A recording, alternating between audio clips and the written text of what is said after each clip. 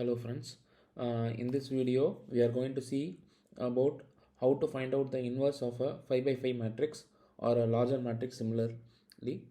So when we are given 2 by 2 matrix or 3 by 3 matrix, we know that the inverse of the matrix is nothing but the adjoint of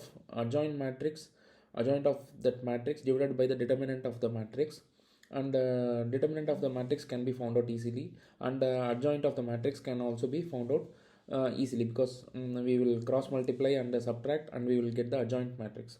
So this is how we find out the inverse of the matrix for 2 by 2 and 3 by 3. But when we go for higher order 4 by 4 and 5 by 5, like that means how do we find out the inverse of the matrix? So for that we are going to use technique. This technique, some people who might have studied engineering might have also come across, and this is like appending one matrix onto the another. So in case of linear homogeneous equations, we would have found ax is equal to b. So while solving those kind of equations, we might have used this technique. So here what we are going to do is we are going to append the identity matrix, the 5 by 5 identity matrix, to that matrix which is given, and then we are going to do row operations and other operations, so that the given matrix becomes the identity matrix, and the identity matrix becomes another matrix. This another matrix is going to be the inverse of the matrix. So in our example we will take the lower triangle matrix, lower triangle echelon matrix, which is going to be the matrix which is formed by Pascal's triangle. So 1 1 1 1 2 1 1 3 3 1 1 4 6 4 1. So Pascal's triangle, that is 1 is 1 plus 0 is 1, and then 1 plus 1 is 2, and 2 plus 1 is 3, 3 plus 3 is 6, so 3 plus 1 is 4. So this Pascal's triangle, based on this Pascal's triangle, lower part of the matrix is formed, and the upper part of the matrix is completely 0. So we are going to append identity matrix onto it. So we are going to get a 10 by 10 matrix. So in this 10 by 10 matrix, we are going to do row operations, so that this A becomes identity matrix. So first, for that we are going to do one by one. We are going to do R2 is equal R2 minus 1, R3. Similarly, from first row we are going to go to the next row.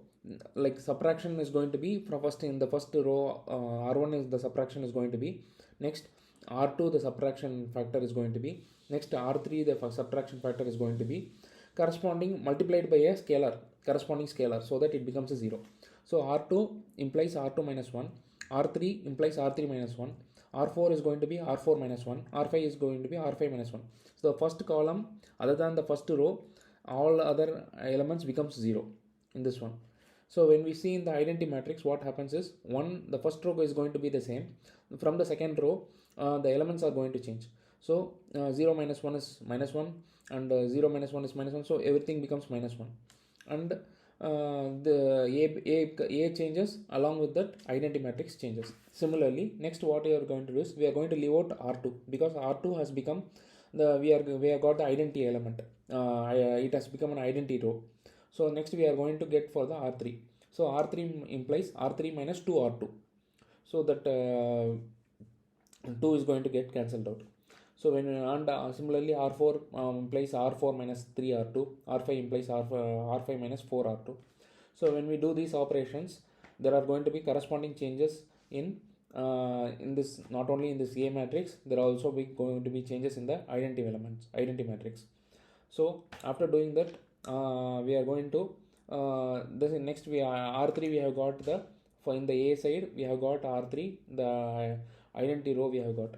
So we are going for R4. R4 implies R4 minus 3R3, R5 minus 6R3 for R5. So fourth row is completed, and here corresponding changes have come. And then fifth row, finally we are going to do only one operation for R5, and based on that R5 operation, this becomes an identity matrix. A becomes the identity matrix, and the final answer which we have got is the A inverse. We can cross verify with any mathematical software, and we will be happily getting that correct answer. Thanks a lot for watching.